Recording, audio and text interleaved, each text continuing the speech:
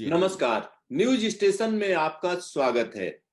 News station में आज हम आपको सीएसएमटी की खबर देने जा रहे हैं। छत्रपति शिवाजी महाराज टर्मिनल, जो कि मुंबई का एक बड़ा टर्मिनल है, बड़ा रेलवे स्टेशन है, उसके रिडेवलपमेंट का काम अ, होना है और उसमें कई कंपनियों ने इंटरेस्ट दिखाया है।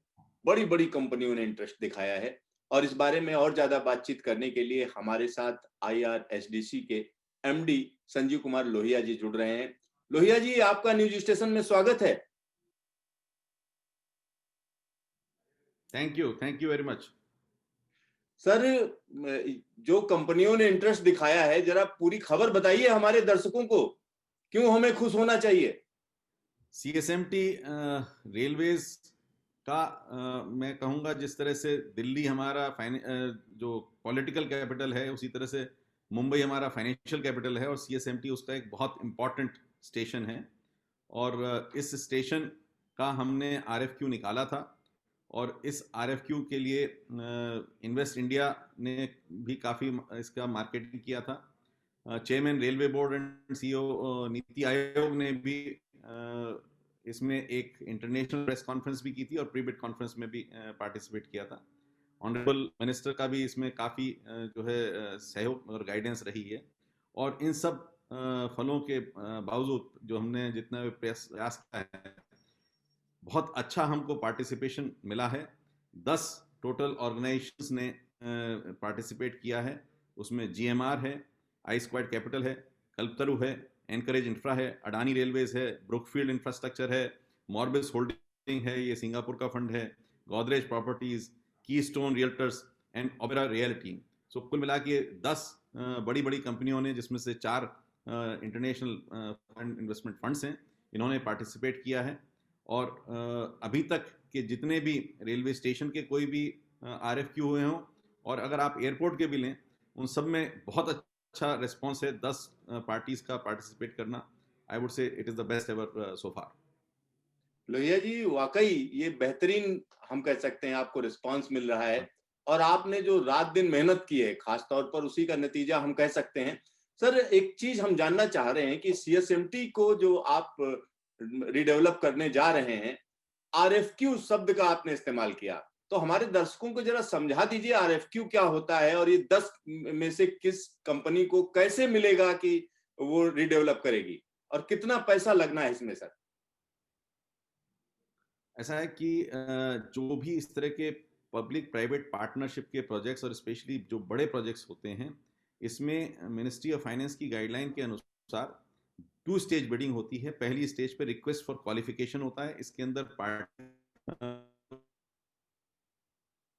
हैं वो अपने क्वालिफाइंग क्राइटेरिया के अनुसार सारे डॉक्यूमेंट सबमिट करते हैं। और इसको फैसिलिटेट करने के लिए इस बार public private partnership appraisal committee ने टेक्निकल एलिजिबिलिटी क्राइटेरिया को हटा दिया है और सिर्फ फाइनेंशियल नेटवर्थ का क्राइटेरिया रखा है कि अगर आपकी फाइनेंशियल नेटवर्थ 821 करोड़ है या capital available for investment 821 crore है, तो आप क्वालिफाई हो सकते हैं। और इसके बाद जो भी क्वालिफाई होंगी पार्टीज, उसका हम महीने 1.5 महीने के अंदर सारे डॉक्यूमेंट्स चेक करने के बाद रिजल्ट निकाल देंगे। उन्हीं क्वालिफाइड पार्टीज को रिक्वेस्ट फॉर प्रपोजल दिया जाएगा, जो फिर फाइनेंशियल बिड सबमिट करेंगे। सो अभी ये इनकी एप्लीकेशंस आज ही आई हैं। इसको अब हम इवेल्युएट करने के बाद आपको बता पाएंगे। सारी अच्छी बड़ी पार्टीज हैं, ऐसा लगता है कि सारी की सारी क्वालिफाई होनी चाहिए। बाकी अगर उनके कागज देखने के बाद हमको पता लगेगा। लोहिया जी, और टोटल क्या? कॉस्ट स्टेशन की जो आपने पूछी थी, जी जी जी। 1642 करोड़ है द कॉस्ट ऑफ फाइनेंसिंग, जो इस पूरे स्टेशन को रीडेवलप करने में और जो भी रेलवे की फैसिलिटीज हैं उनको भी शिफ्ट कर डेवलप करने के लिए जो हमको टोटल कॉस्ट आएगी।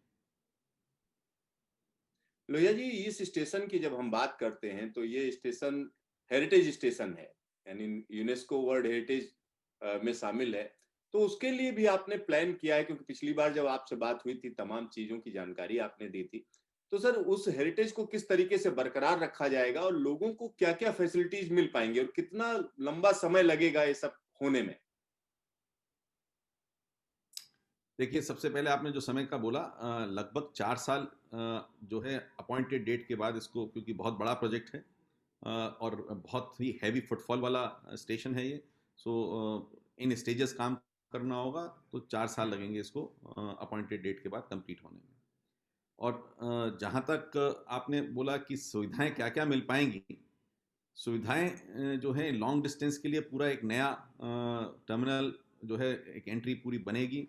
कॉन्कोर्स लेवल पे सारे जितने भी पैसेंजर्स जो आ रहे हैं उनका सारा का सारा एक बहुत जैसे एयरपोर्ट, रीडेवलप्ड एयरपोर्ट होता है उस पर जितनी फैसिलिटीज़ होती हैं उस तरह की फैसिलिटीज़ मिलेंगी।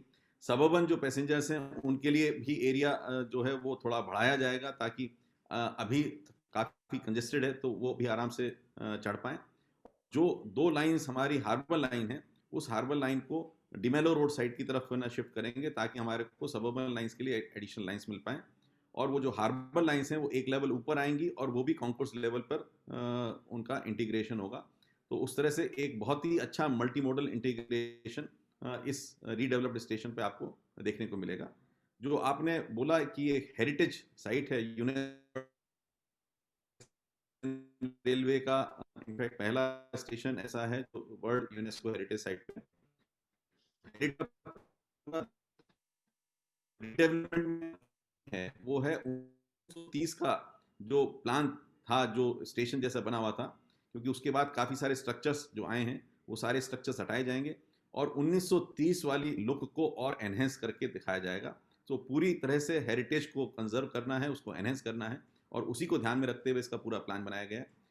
एरप इसके पहले कंसल्टेंट थे और अब हमने एईकॉम को अपॉइंट किया है, जो इसका फर्दर डेवलपमेंट पूरा प्लान बनाएंगे, डीपीआर बनाएंगे आरएफक्यू तक जाने के लिए। लोहिया जी, ये तो बात हो गई सीएसएमटी की। अभी जो आप काम कर रहे थे उसमें 2 स्टेशन और तैयार होने की स्थिति में आ चुके हैं, वो गांधीनगर और साथ ही साथ हबीबगंज है। तो सर उसका क्या स्थिति है और कब तक उसको खोल दिया जाएगा? देखिए, गांधीनगर स्टेशन जिसमें हम वो भी एक यूनिक है, जिसमें हम 318 कमरे का रेलवे ट्रैक के ऊपर 5 स्टार एक होटल बना रहे हैं। वो पहला एक ऐसा स्ट्रक्चर होगा जो रेलवे ट्रैक के ऊपर बना हुआ है, और वो लगभग सारा कंप्लीट हो गया है और किसी भी दिन हम उसमें इनाग्रेशन के लिए तैयार हैं। जो हबीबगंज प्रोजेक्ट है, वो प्रोजेक्ट भी बहुत एडवांस स्टेज में है और हम मार्च 2021 में उसको पूरा कर लेंगे और मार्च में उसके इनाग्रेशन के लिए हम करेंगे कि अगर आदरणीय प्राइम मिनिस्टर जी से हम उनके कर कमलों से हम उसको इनाग्रेट करा पाएँ, देश को डेडिकेट करा पाएँ, दोनों प्रोजेक्ट्स। लोहिया जी, आपका ढेर सारा धन्यवाद न्यूज स्टेशन से बातचीत करने के लिए, और जिस तरीके से आप इस पूरे प्रोजेक्ट पे लगे हुए हैं उसके लिए ढेर सारी शुभकामनाएं। तो देखते रहिए न्यूज स्टेशन, फिर मिलेंगे दोबारा। Thank you very much, thank you.